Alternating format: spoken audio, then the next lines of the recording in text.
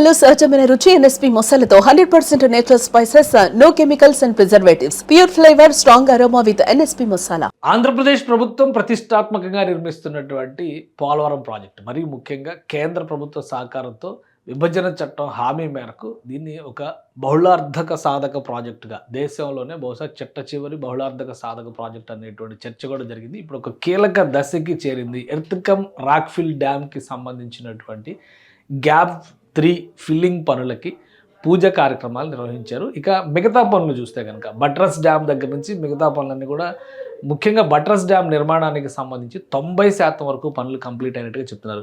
ఈ దశలో రాష్ట్ర ప్రభుత్వం అనుకున్నటువంటి లక్ష్యానికి అనుకున్నటువంటి సమయానికి పూర్తి చేయగలం అనేటువంటి ధీమాతో ఉంది. ప్రస్తుతం పోలవరం ప్రాజెక్టు దగ్గర ఉన్నటువంటి పరిస్థితి అంటే ఇటీవల మంత్రి ఇరిగేషన్ మినిస్టర్ నిమ్మల రామానాయుడు సందర్శించారు. టోటల్ స్టేటస్ని సమీక్షించారు. ఇందులో 3 విభాగాలు మనకు తెలుసు. ఆల్రెడీ ప్రాజెక్టు నిర్మాణం ఒక దశ, ప్రాజెక్ట్ నిర్మాణానికి సంబంధించి చాలా ప్రోగ్రెస్ జరిగింది. దాదాపు 83% పనులు కంప్లీట్ అయినట్టుగా చెప్తున్నారు. ఇంకో వైపు నుంచి చూస్తే కనుక బట్రస్ డ్యాము, ఎర్త్కమ్ రాక్ఫిల్ డ్యాము వీటి నిర్మాణం సురక్షిత అంటే వరద వచ్చినప్పుడు కూడా ఇబ్బందులు రాకుండా ఉండేటువంటి జాగ్రత్తలు. మరోవైపు హైడ్రో ఎలక్ట్రిక్ పవర్ జనరేషన్ దేశంలోనే బాహుబలి మోటార్స్ అని చెప్పని అంటున్నారు.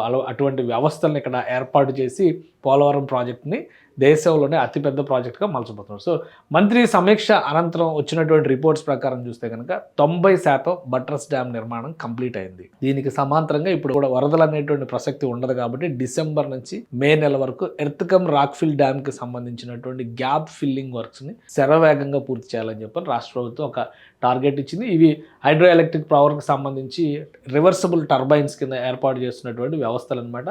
సో వీటిని చూసిన తర్వాత ఎవరికైనా కానీ భారీ యంత్రాలు ఏ విధంగా ఉంటాయో మనం అర్థం చేసుకోవచ్చు. ఓవైపు 2 కొండల మధ్య నుంచి జరుగుతున్నటువంటి నిర్మాణం. దీనికి ప్యారలల్గా ఇప్పుడు రాక్ఫిల్ డ్యామ్కి సంబంధించినటువంటి పనులను కూడా ప్రారంభించింది కాంట్రాక్ట్ సంస్థ ఎంఈఐఎల్. ఈ మొత్తం నిర్మాణ బాధ్యత అంతా కూడా ఎంఈఐఎల్లే చూస్తుంది. కాబట్టి ఇప్పుడు ఎర్త్కమ్ రాక్ఫిల్ డ్యామ్కి సంబంధించి గ్యాప్ 3 ఫిల్లింగ్ ప్రాసెస్కి పూజా కార్యక్రమాలు నిర్వహించి ఆ ప్రోగ్రామ్ను కూడా మొదలుపెట్టారు. అంటే దీనికి ఒక టార్గెట్ పెట్టుకున్నారు.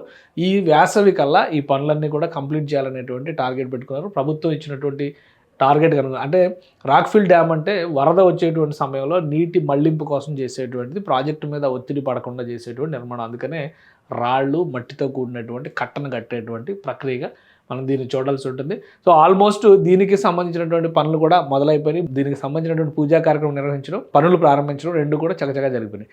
ఈ వేసవి కల్లా పోలవరం ప్రాజెక్టు నిర్మాణానికి సంబంధించి అంటే మే జూన్ కల్లా ఒక స్పష్టమైనటువంటి పిక్చర్ వస్తుంది పోలవరం ప్రాజెక్టుకి. అందుకనే దీనికి సమాంతరంగా నెక్స్ట్ లెవెల్ వర్క్స్ ఏం చేయాలనే దాని మీద ఒక క్లియర్ పిక్చర్ని రాష్ట్ర ప్రభుత్వం రెడీ చేసుకుంది. ఆ నిర్మాణ ప్రణాళికలో భాగంగా అంటే next level Polavaram Banakacherla project కొన్ని మాడిఫికేషన్స్తో ఇంప్లిమెంట్ చేయడం ద్వారా లక్షల ఎకరాలకి సాగునీరు అందించాలి, రాయలసీమను సస్యశ్యామలం చేయాలని చెప్పి రాష్ట్ర ప్రభుత్వం ప్రయత్నిస్తుంది. అందులో భాగంగానే ఈ పనులన్నింటినీ సమీక్షించడంతో పాటు మంత్రి ఇచ్చినటువంటి టార్గెట్స్ మేరకు ఇక్కడ పనుల్లో వేగం అంటే మరింత పెరిగేటువంటి అవకాశం ఉంది. ఇటీవలే కేంద్ర జలసంఘం కమిషన్ సభ్యులు సందర్శించారు. పనులు జరుగుతున్నటువంటి తీరుపైన సంతృప్తి వ్యక్తం చేశారు. కాబట్టి ఈ వచ్చేటువంటి వేసవి కాలం పోలవరం ప్రాజెక్టు నిర్మాణంలో ఒక మైలురాయి అయ్యేటువంటి సమయంగా మనం భావించవచ్చు.